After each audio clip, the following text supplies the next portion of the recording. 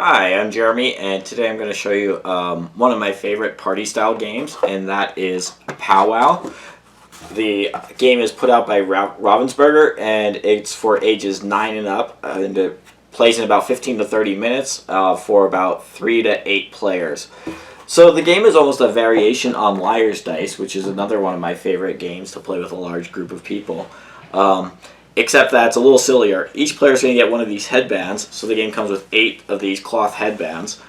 And then each player is going to take one of these, I suppose they're feather pieces, and put it in their cap without looking at it, so like such.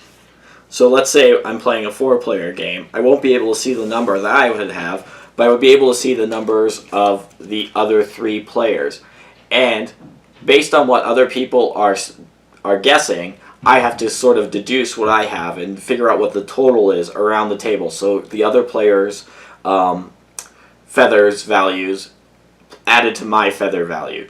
So, for example, I could see here a total of 18 around the table. So when it was my turn, if I was starting the round, I would have to bid a number. I might say 15. And then the next player would either have to challenge me, suggesting that the total around the table was less than 15, or they would have to raise the bid. So if they went to 16, then 17, let's say 18 back around the table to me, now I would either have to challenge it or I would have to raise the bid. So I could either go to 19 and I could skip up higher, go to 50 if I wanted to, or I could challenge it. So let's say I challenge it, I'd say I don't think it's higher than 18. Everybody would reveal their feathers and we would reveal the sum. So we have 10 or minus 10 plus 15, so that's positive 5, plus 3 is 8, so I would be correct. So the player to my right, the person who had the bid that was too high, would take one of these vulture tokens, which you can see right here, and then they would affix it to their headband on the Velcro. The vulture tokens have Velcro on the back.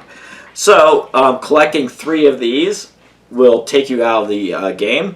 That player who made the incorrect bid would get to start the next round, and it would just proceed like that until only one person's left standing. Like I said, as soon as you get 3 of these vulture tokens, you will be knocked out of the game.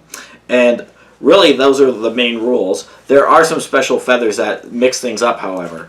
So, for example, there's this one here, which just the rainbow initiates a reshuffle of the tiles. Otherwise, the game between rounds, you do not reshuffle the tiles, which helps, especially once you know the deck of feathers. It helps you to keep track of what the possibilities are out there. So that one initiates a reshuffle. This one here, if I had this feather in here, when we would reveal all of our feathers, I would look at it, see it's a question mark, then draw one at random and put that one out. So that one's definitely chaotic. Then there's this one here, max 0. So if another player had this 15 in their headband, this would eliminate the highest green feather. So it would make that count as 0. So this one would nullify this one if this was the highest one at the table. And then this one, after you add up all of the green feathers, and after you would apply this if it was also out, you would double the value of all the feathers. So for example, if we had this, and this, first we would do a max 0, which would eliminate this one. We would add up the 4 and 2 for 6, and then we would double it for 12. So that's how that would work. So that's really how the game plays. I would say the amount of computation is somewhat less than Liar's Dice because you do have most of the information. The only bit of information that you're lacking is on the top of your head. So it obviously reminds you of some poker variants where you're going to keep a card up there as well. But it's very fun. It's definitely engages a sense of fun to have feathers in your cap like this. It's a little bit silly. There is one variant which I tend not to play with just because I'm usually playing this with people who aren't especially into board games, so I want to keep it as rules light as possible. But each player would just get a tomahawk token that they would be able to use once during the game, so that looks like this.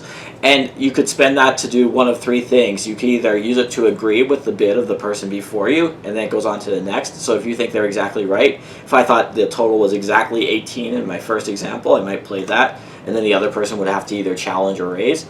You could use it to change the direction that the bids are going around, or you could use it to make somebody swap out their feather for another unknown feather. So other than that variant, you know, that's how simple the game is. It's a tremendous amount of fun. It is currently out of print, I believe, but it's well worth tracking down. I know there are used copies out there of it. You might want to watch the headbands first if you get a used copy, but otherwise, you know, no caveats with this one. That is Pow Wow.